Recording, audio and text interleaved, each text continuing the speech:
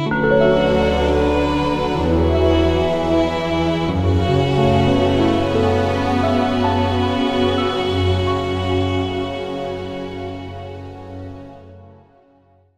8 consciousnesses, today we'll continue with it. And it's very important that we study our own consciousness. And last time I talked about sentient beings. Basically, when you are studying Buddhism or when you try to understand the world and individual sentient beings' relationship with the world, you need to understand how we think.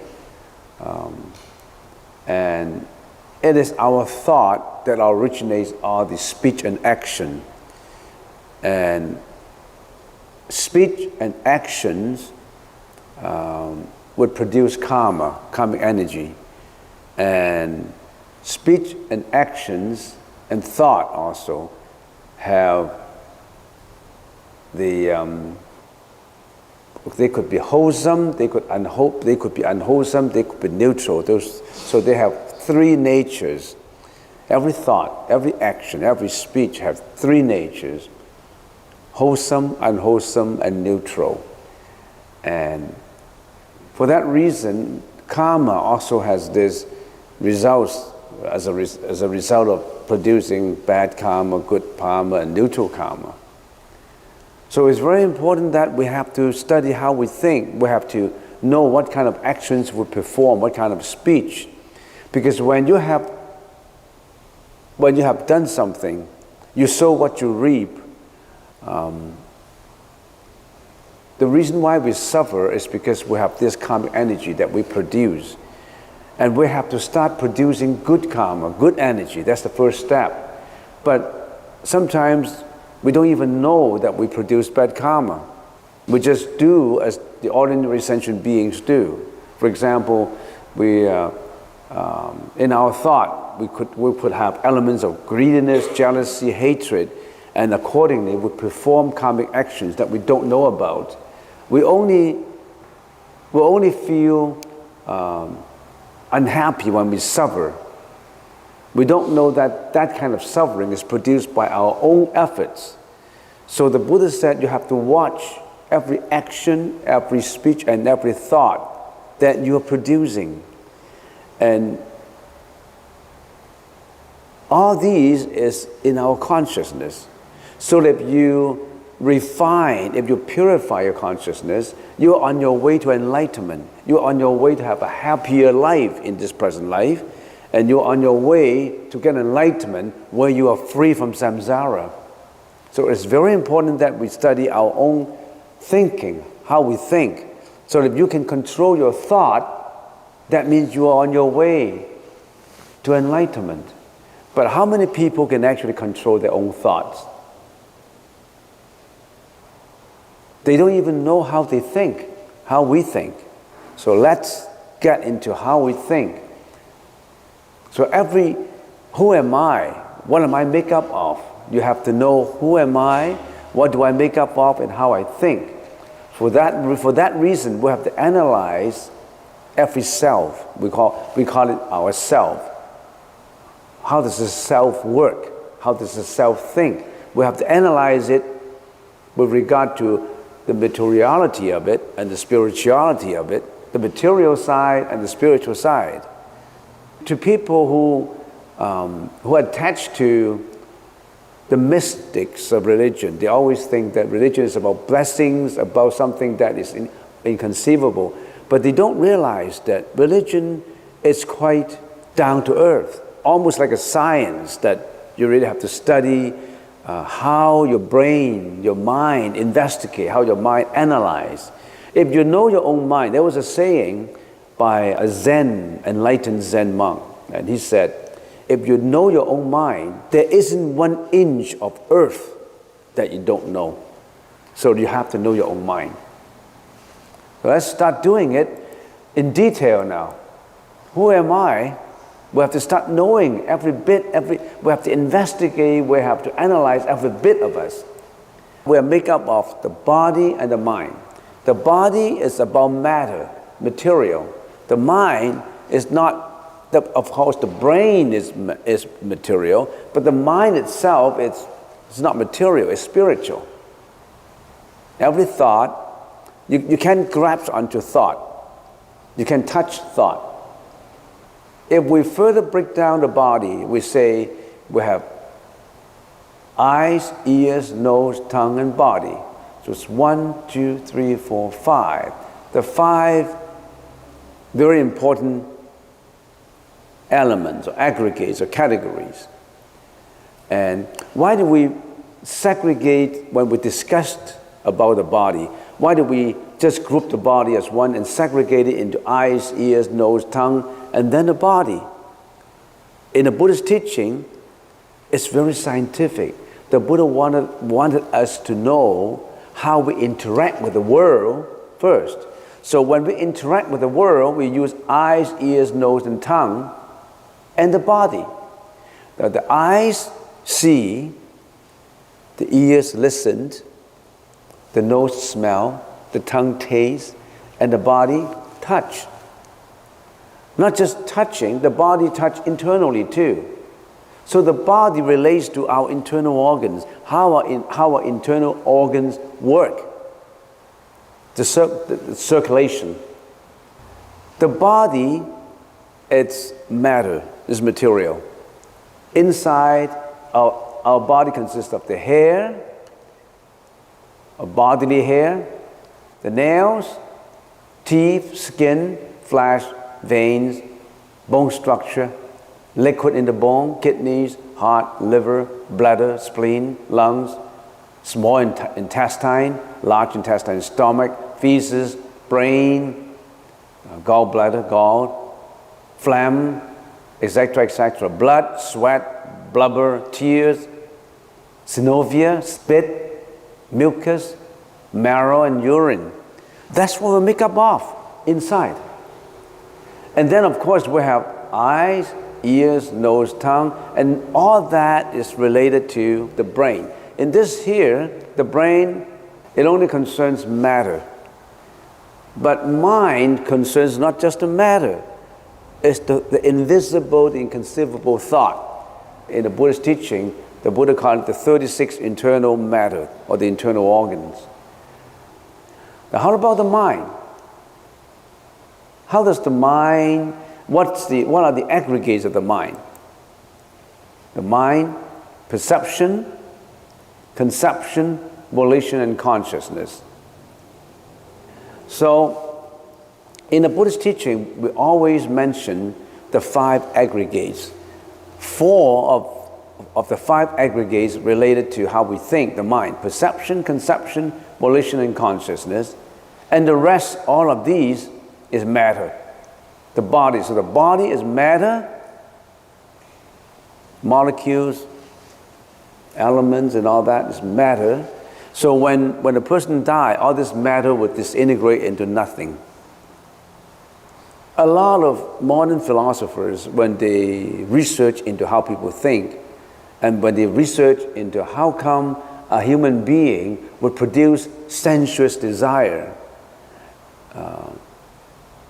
this sensuous desire is, they look for what is in their mind as the desire for beauty, the desires for body, the desires for sex, for example.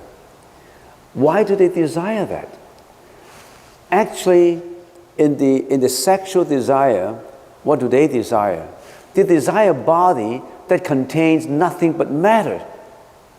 They desire hair, bodily hair, nails. We're nothing but a sack of internal organs. We're like a test tube in which you put in all the food through the opening at one end, and on the other end, you just excrete out all the garbage after digestion. That's the body. But sensuously, we yearn for that kind of fulfillment of desire. And the Buddha said, that's the basis of samsara, the basis of suffering. But we're in the sensuous world that we don't know. We think that that's what we need. And inherently, in your thinking, you always think that a man will want a woman would want a man. And that's how they produce a population. That's how the population continue, and that's how suffering continues. When there's no proliferation, there's no more bodies. When there's no more body, there's no more suffering. But I always get the question of, if there's no sensuous performance, relationships, then there will be no population. They always worry about no population. There will be no species on earth. They always worry about that. Let's get into how people think, how people think in the wrong way according to the Buddhist teaching. That's not what I said. How can you say that we all think in the wrong way? Looking for sensuous pleasure has always been the true nature. Some people say it's the true requirement, true nature, true thinking of sentient beings. But the Buddha said, no, it's topsy-turvy. You're thinking in the wrong way. But we don't acknowledge that. We don't actually receive that. That's why we need to study us. How come we think erroneously? That's material, and that is spirituality. Materialistic perspective of life that emphasizes on empirical evidence provided by the five senses, what can literally be seen, heard, taste, touch, smell. And all this, what you have seen, what you have heard, what you have tasted, what you have touched, what you have smelled, in collaboration with your mental thinking, is illusionary. They are delusions. They're cheating us. All these senses are cheating us. Us being yourself, we are cheating ourselves in our delusion. But yet we don't know about it. We don't think that way. We always think that getting more money, getting more wealth, getting reputation, getting a beautiful wife, a handsome, rich husband, raising children, they are what's necessary. That's what we think. But the Buddha said this is an illusion, a delusion. This is not real. You think that it's real, but our thinking is not real. Our thinking is not real, but we think it is real. We think that it's substantial. Many philosophers think of this individual as the most important. René Descartes, a very influential French philosopher, he uttered something that is quite close to what we're talking about today.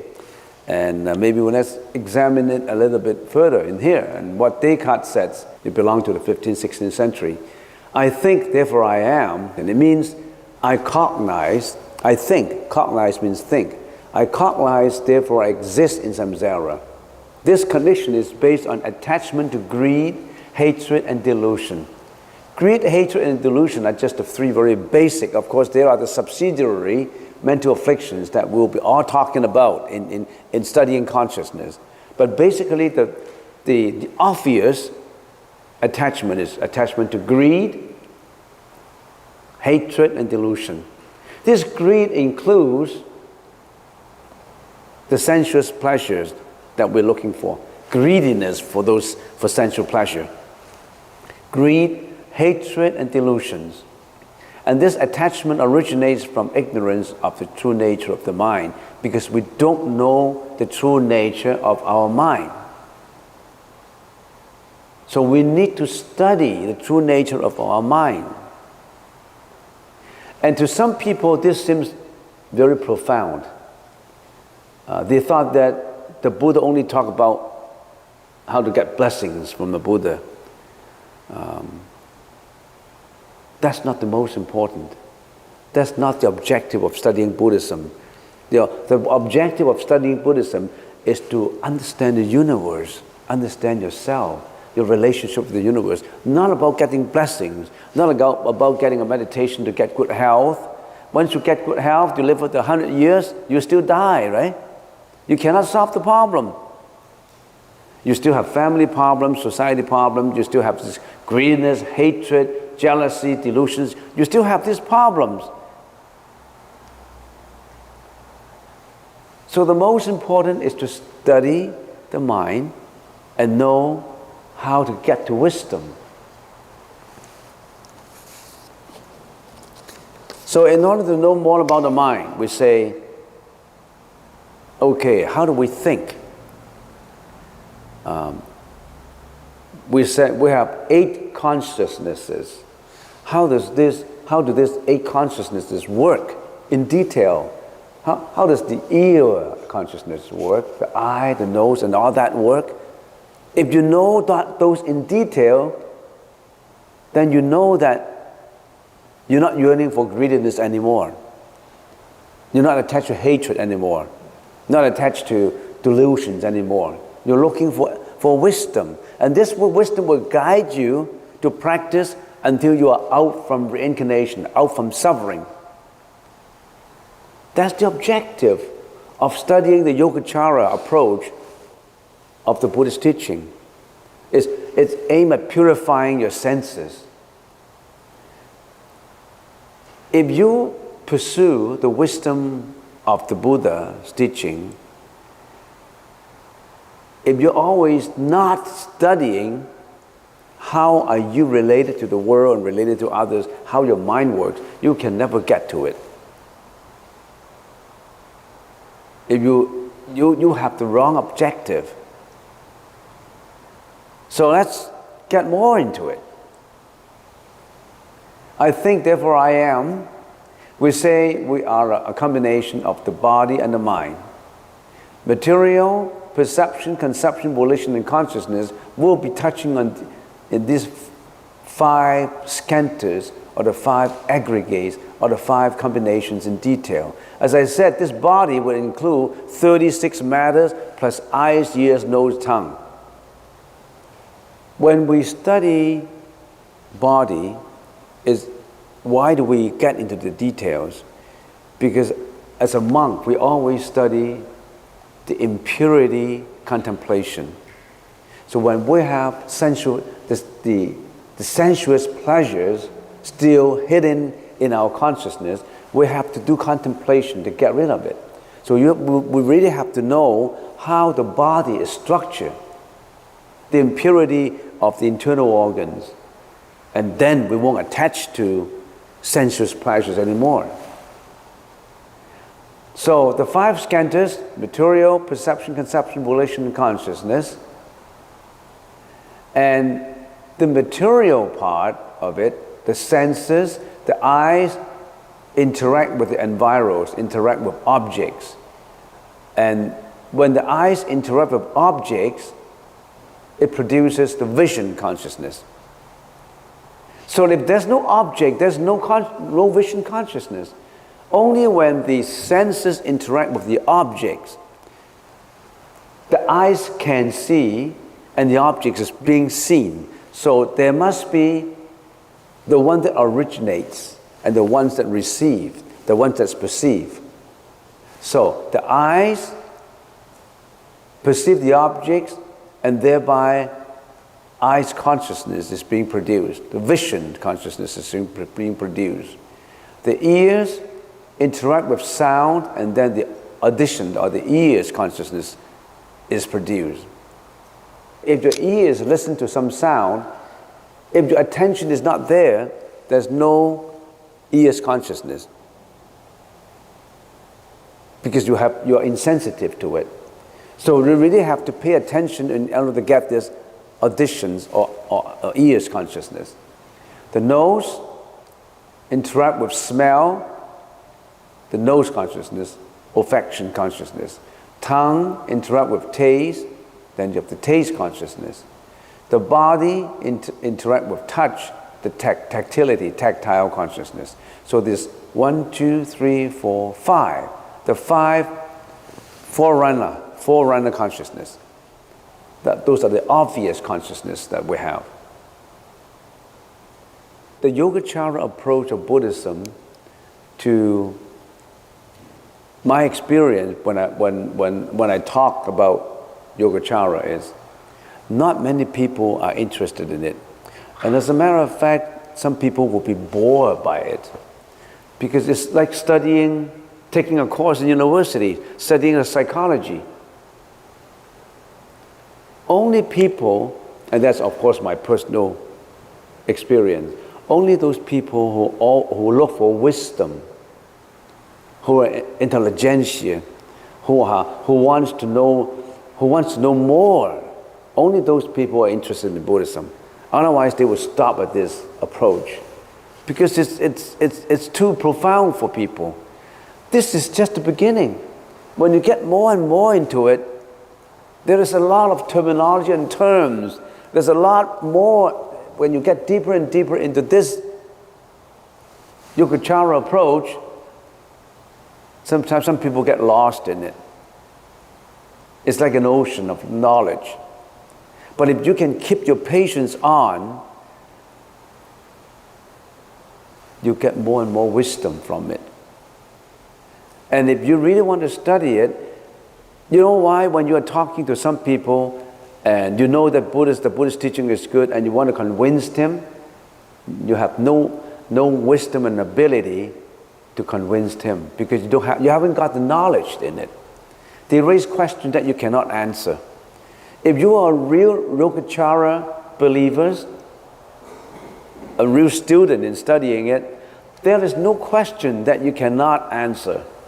So in other words, if you really want to be eloquent in talking about Buddhism, you really have to study this school of Buddhism. They also contain a section on how do you give a speech, a huge volume of how to present yourself, how to use logic to get into the argument. It's all logic in there. What does the mind interact with?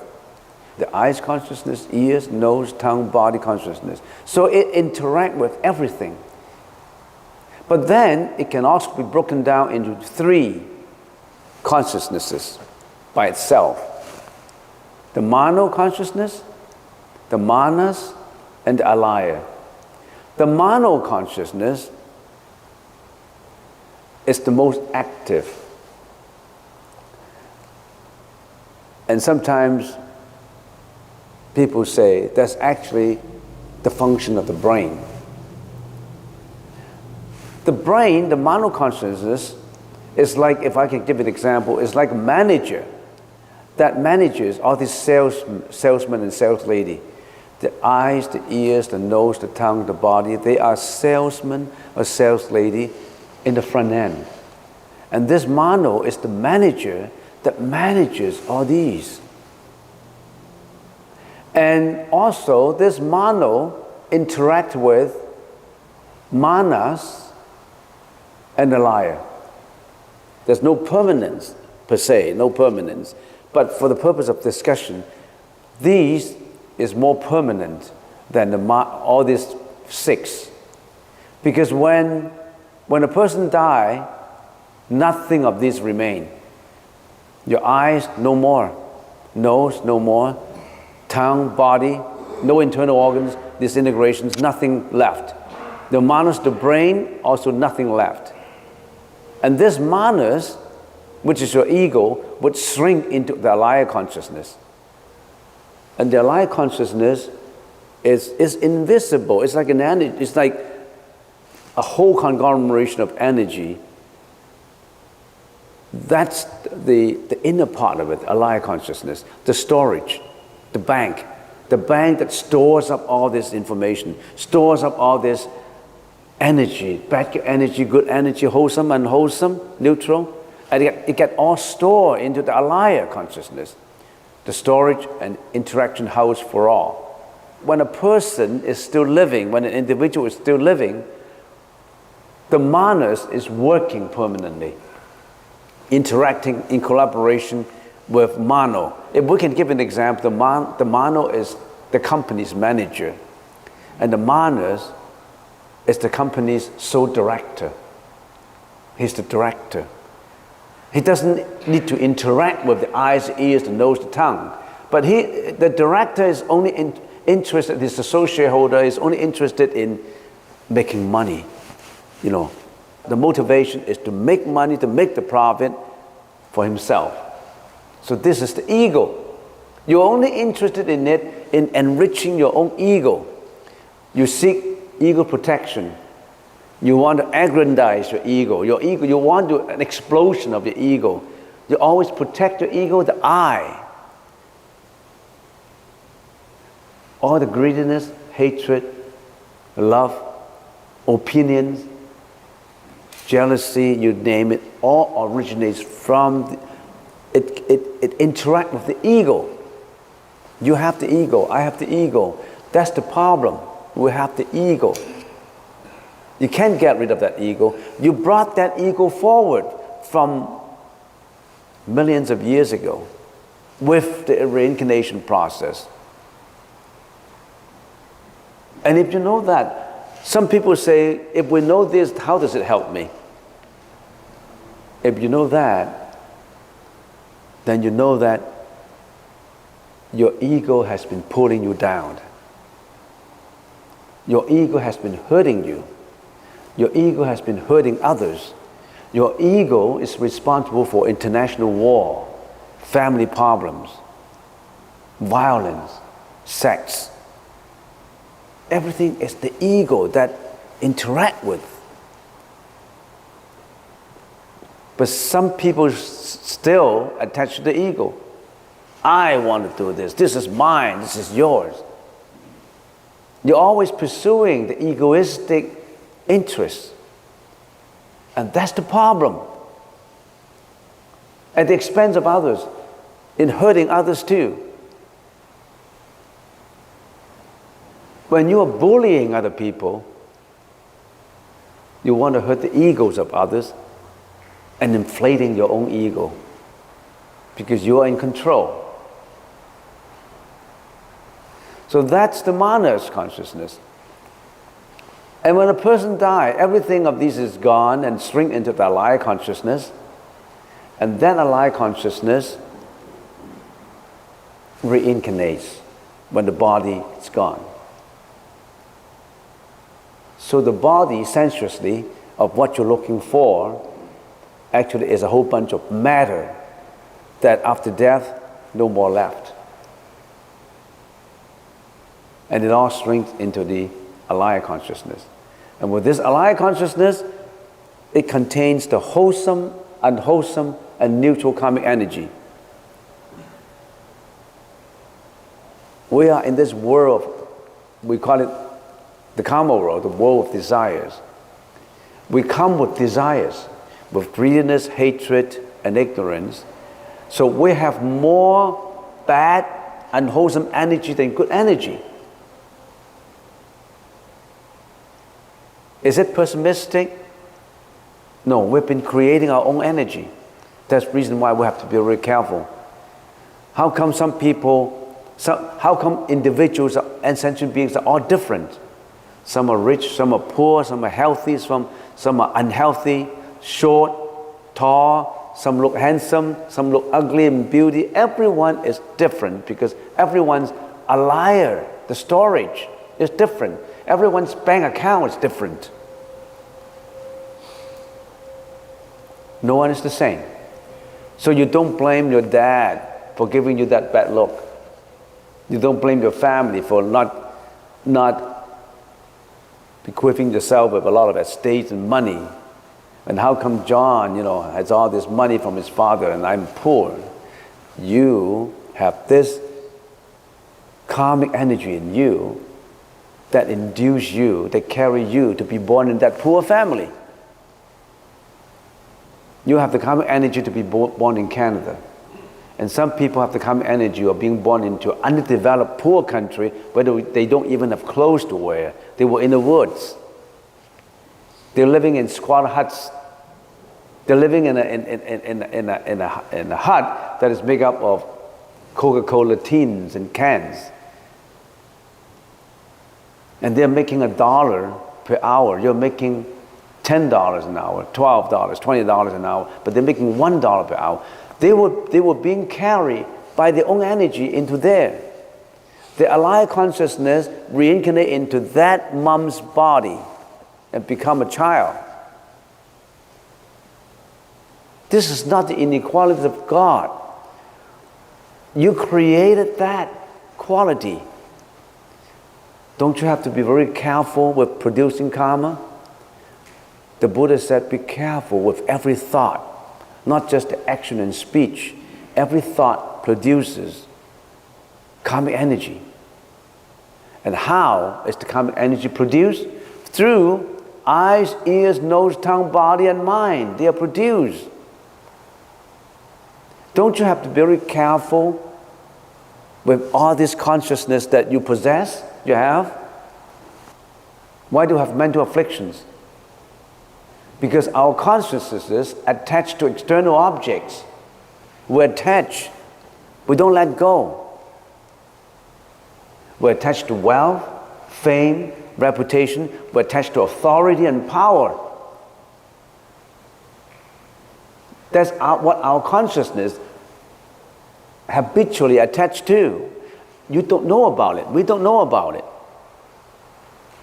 The Buddhas have changed that, purified that. You're on your way to enlightenment. Attachment is habitual thinking that occupies the mind. During the attachment, concurrent mental functions arise simultaneously to disrupt our inner peace. Why do we get jealous? Why is our internal peace disrupted? Why should we be in meditation? When you are in meditation, you are more mindful of your mental afflictions. You don't allow yourself to be affected by externalities. You want to have that inner peace. You want to train yourself to have that inner peace. It's just a training process. And a whole series of this training, you're habitually training yourself to have this inner peace by purifying all your senses. You're on your way to nirvana. Our inner peace is disrupted. We think that pursuing external pleasure is arriving at happiness. We don't know that this internal peace is the actual real happiness. You think more money will help you to be happy. More sensual pleasures, satisfaction will help you to be happy. But that's just the opposite way. This internal peace, that's why you want to have this glimpse of internal peace through meditation. That's why we meditate.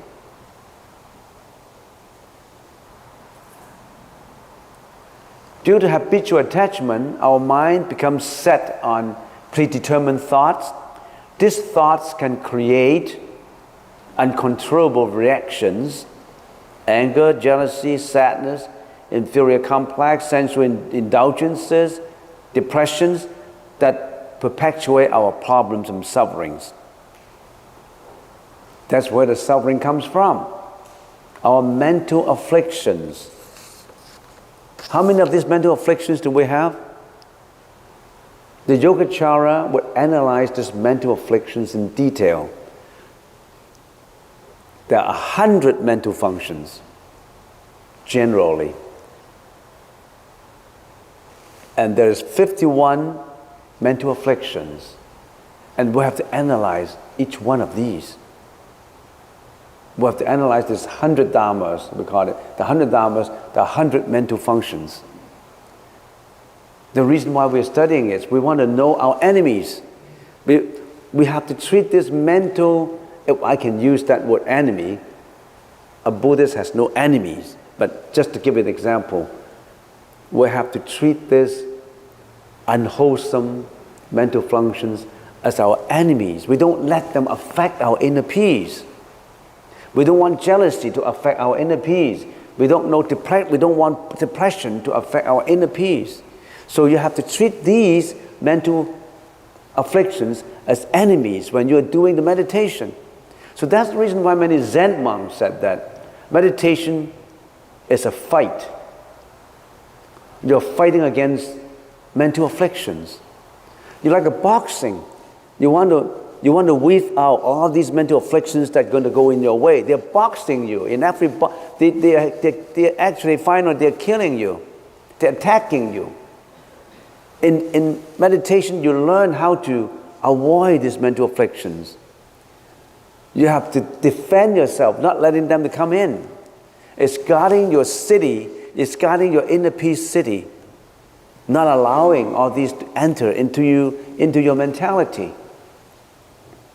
How many people would pursue, would know that fight, would know that they are fighting against it? They're actually inviting all the enemies to affect the inner peace. They're inviting jealousy, hatred, greediness, you name them. They cannot get away from those. So the Buddhist teaching says that if you know consciousness, Yogacara, you're on your first step to nirvana, because you know that that's what you want to learn about, that's what you want to train yourself about, and get away from them. You want to get away from greediness, hatred, and jealousy, and delusions. There's one more concept that is very important in the Buddhist teaching, and that is causality.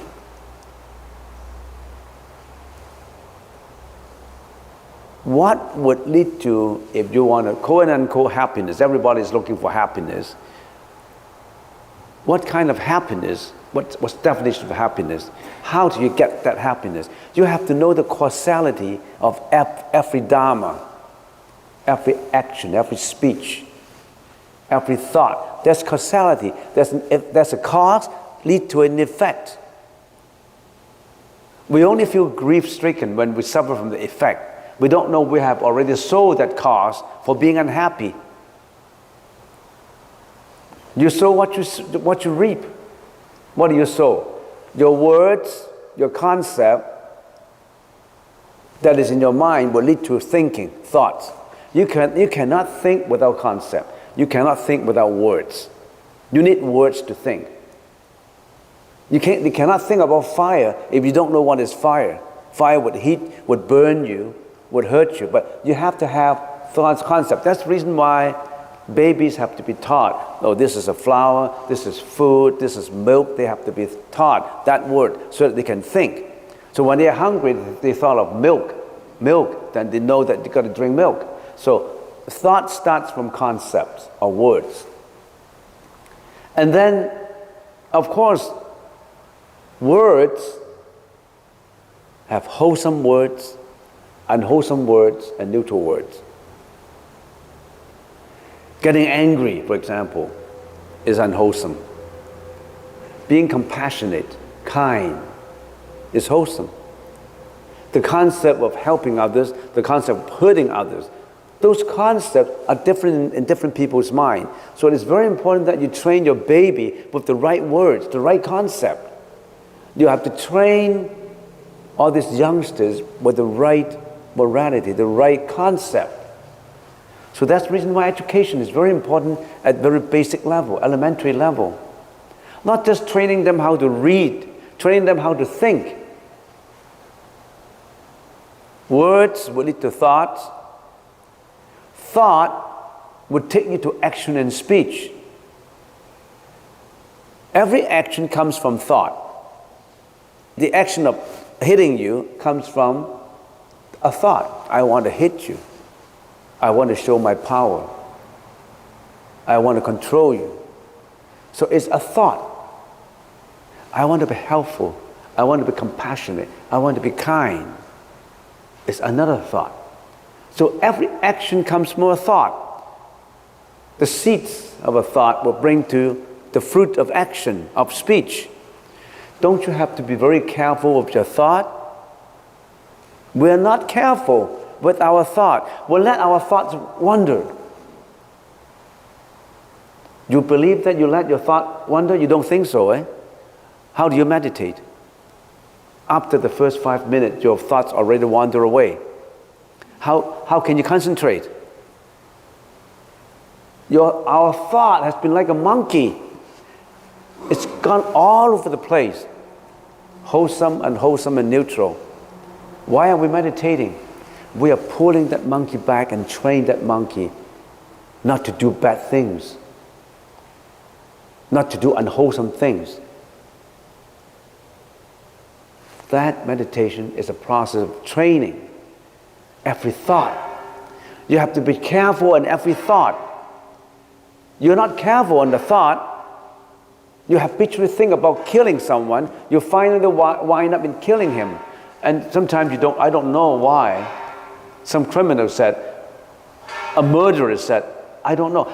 A murderer, when you read the newspaper, somebody appeared in the newspaper as a murderer, when you look at him, he's like an average Joe Blow. He's like an average person. You never thought of him as someone who murdered so many people. Because it's done out from thoughts. He could look like just an ordinary good guy, but he's a murderer. Because his thoughts breed that action out. Actions, if you do actions all the time, it becomes a habit. If you're always relaxing, if you're always sluggish, then you have the habit of being lazy. All the actions would bring into a habit. That's the reason why when you train your kids at home, you really have to encourage him to have the right action. Encourage him to do the cleaning. Encourage him to finish up all the food and not leaving unfinished food behind. You really have to train him. Train all the actions so that it becomes habitual for him. You don't care. That's the reason why some youngsters develop bad habits. Habits would result in personality. And personality becomes a destiny. Some people are more successful because of his personality. But we don't watch our personality. We don't watch our habits. We don't watch our actions. We don't watch our thoughts. That's the problem. That's why we're producing bad karmic energy, unwholesome karma. You see, when you're studying the Buddha's teaching, the Buddha taught us to look at the origins of things, the origin of thinking. Not superstition.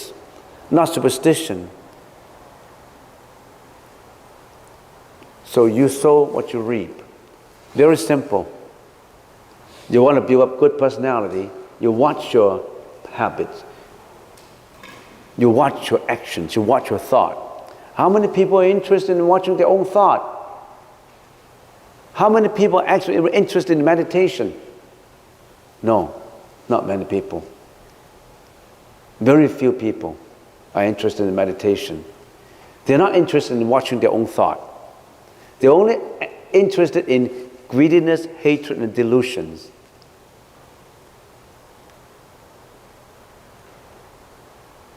And then you say, yeah, I'm interested in meditation, but John, he's a multi-billionaire now, he's enjoying himself with Ferrari, with Porsche, with a big house and all that. You get into greediness again. You're yearning for what John is enjoying. You thought that's happiness, wealth, reputation, house, luxury cars. You think those are what you want. You get into the ego again, or not your thought. You're comparing. You got into the wrong habitual thought and you don't know about it. You know, John is not believing in the Buddhist teaching and is enjoying himself, is happy. How happy is he? Well, he has a beautiful girlfriend and he has all kinds of luxuries. You get into greediness again, in your habitual thought. You thought that's what you want. You are in a loop, topsy-turvy thinking loop. The Buddha's teaching want to correct us, want to pull us back from samsara,